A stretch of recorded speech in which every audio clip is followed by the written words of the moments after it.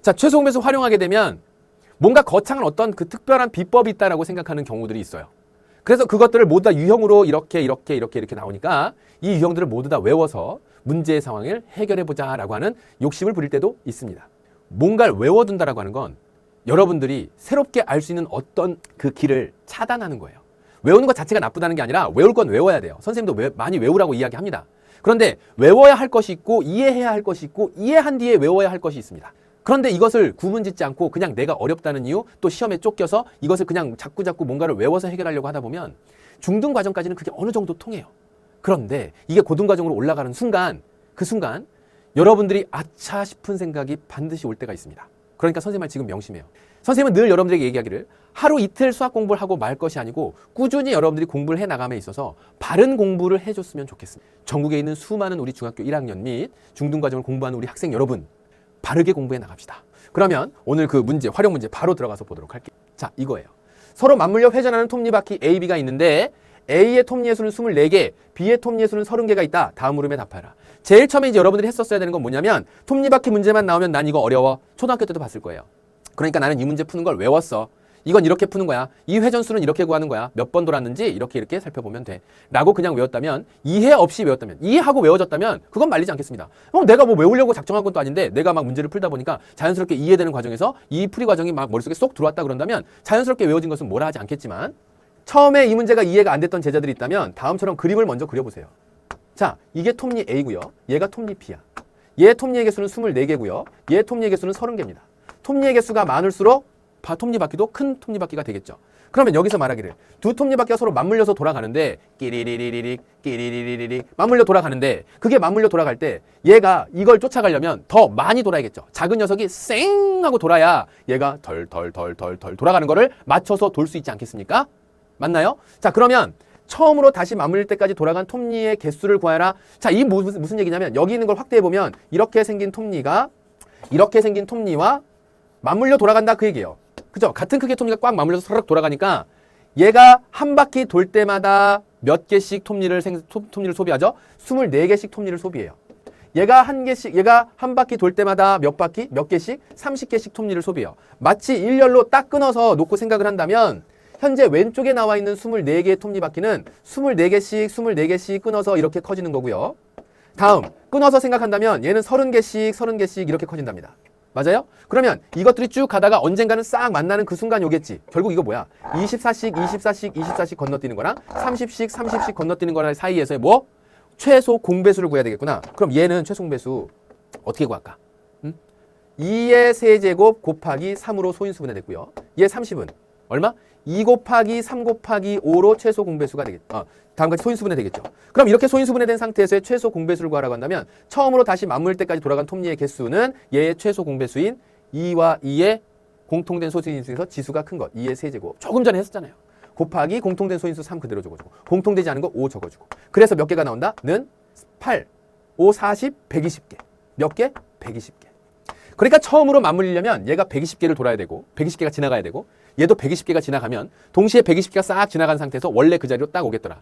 그런데 톱니의 개수가 얘가 적으니까 처음으로 맞물리는 것은 A가 몇 번 회전한 뒤인가 120개의 톱니를 몇 개로 24로 나누는 거죠.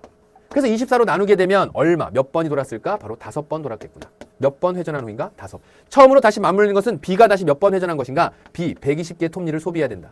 근데 B는 몇 개? 톱니가 30개.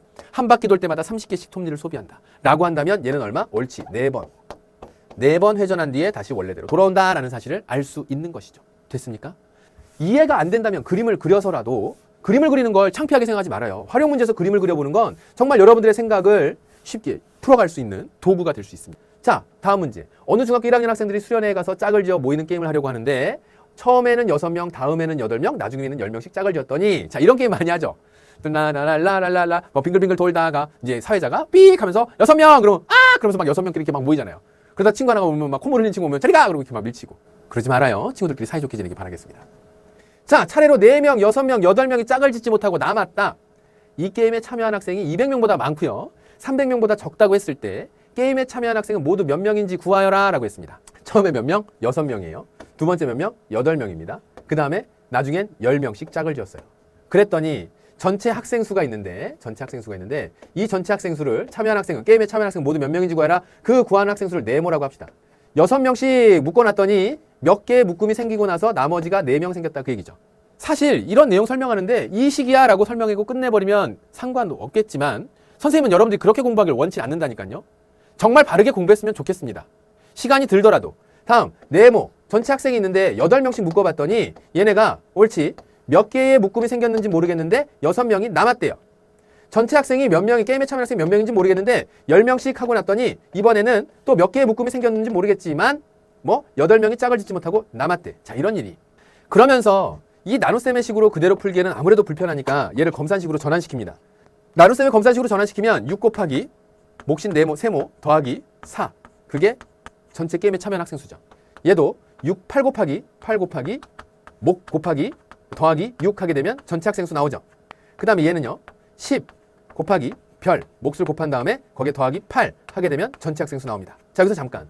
이 내용을 보면서 이제 어떤 규칙적이거나 아니면 어떤 게 아쉬워서 나누어 떨어지지 못했다거나 라고 하는 식을 보고 뭔가를 판단할 수 있는 상황이 되어야 되는데 6으로 나누었더니 4가 남았고 8로 나누었더니 6이 남았어요. 10으로 나눴더니 8이 남았네요. 자, 얘는 만약에 이 어떤 학생 수들이 2명이 더 많았다고 칩시다.